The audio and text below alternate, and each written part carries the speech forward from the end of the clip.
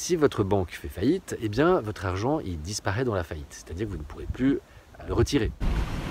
Les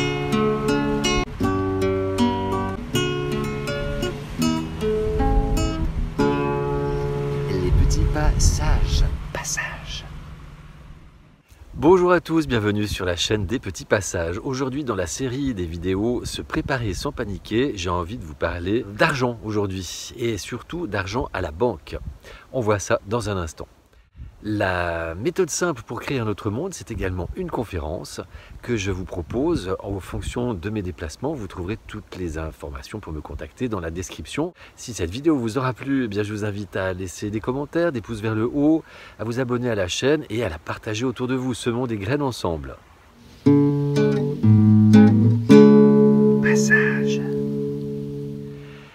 Oui, aujourd'hui nous allons parler d'argent à la banque parce que en fait, ce qui se passe, que vous soyez quelqu'un avec beaucoup d'épargne ou un citoyen lambda avec un RSA, eh bien votre argent à la banque, c'est un petit peu comme si il était perdu. Ça fait déjà des années qu'on entend ça, mais ça devient de plus en plus tangible. Donc c'est pour ça que je fais cette vidéo aujourd'hui, parce que dans l'esprit justement de se préparer sans paniquer, j'ai envie d'attirer votre attention sur une chose toute simple, c'est que si il y a une grosse crise financière, un peu comme en 2008, qu'une banque fait faillite, ce qui était le cas en 2008, elle peut entraîner avec elle, dans sa chute, toutes les autres banques en effet de domino, et ça peut aller assez vite. En 2008, ce n'est pas arrivé parce que les États ont passé la main au porte-monnaie et ont renfloué les banques. À l'heure actuelle, il n'y a certainement plus les moyens de faire la même chose et certainement pas la même volonté non plus. Ce qui fait que votre banque peut tout simplement d'un jour à l'autre se trouver porte fermée, rideau clos et le distributeur vide et votre boîte de Kleenex pour vous servir à éponger vos larmes. C'est pour ça que, en fait, ce qui se passe, pourquoi je fais cette vidéo aujourd'hui, c'est parce qu'il y a une banque aux États-Unis, qui est la banque de la Silicon Valley, qui est en train de faire faillite. Et elle risque aussi, comme en 2008, d'entraîner d'autres banques dans son sillage. Donc, qu'à cela ne tienne, le fait que les banques s'écroulent, de toute façon, c'est assez prévisible puisqu'il y a un système qui est en train de s'effondrer. Et puis, il y a une volonté de nos élites aussi pour qu'il s'effondre. Vous irez voir la vidéo sur le grand reset. Et ce qui se passe, c'est que si votre banque fait faillite, eh bien, votre argent, il disparaît dans la faillite. C'est-à-dire que vous ne pourrez plus le toucher, le retirer. Alors après, on va vous dire, oui, il y a un fonds de garantie. Alors sachez que déjà depuis quelques années, tout ce qui dépasse 100 000 €, eh bien, vous pouvez considérer que c'est perdu parce que n'importe quel gouvernement a le droit de piocher sur l'épargne des Français en toute légalité.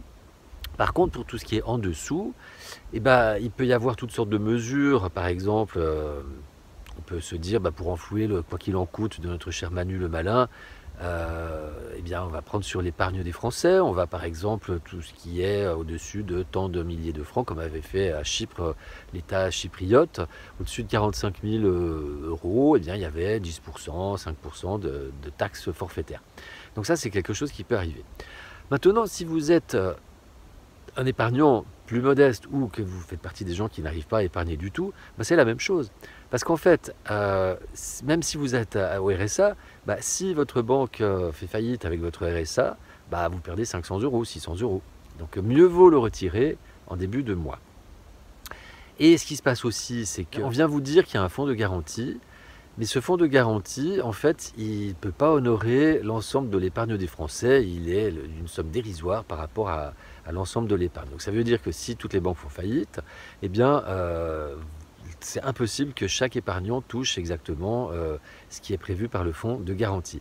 Donc c'est de l'esbrouf, une fois de plus. Ce ne sera qu'un énième sujet pour lequel c'est de l'esbrouf. Et puis, voilà, donc ce que je vous invite à faire, c'est laisser le moins d'argent possible à la banque. Retirer en début de mois quand vous touchez votre salaire, si vous avez un salaire ou des allocations ou que sais-je. Et certains, je les entends déjà dire, oui, mais si les gens font ça, ça précipite la faillite. Oui, ça précipite la faillite. Mais ce ne sera pas de votre faute, parce que cette faillite, elle aura de toute façon lieu. Et puis, c'est un peu facile de venir vous dire que c'est à cause de vous, parce que ça, on le fait à peu près pour tout dans ce bas monde. C'est des injonctions paradoxales, puis après, on vient vous culpabiliser. Mais par contre, bah, cet argent, si vous le laissez à la banque et qu'il est perdu, bah, vous aurez que vos yeux pour pleurer. Par contre, si vous le retirez, bah, il sera pour vous. Et voilà, c'est pas à vous d'assumer ce qui se passera ensuite. C'est comme de rester, quand vous êtes un employé mécontent, de rester parce que ouais, sinon ça met le patron dans le jus. Votre patron, le jour où il a plus besoin de vous, il vous gicle comme une punaise. Voilà. Donc, je vous invite à la prudence. Ne paniquez pas, mais seulement soyez prévoyants. C'est pas de la peur, c'est plutôt de la prévoyance.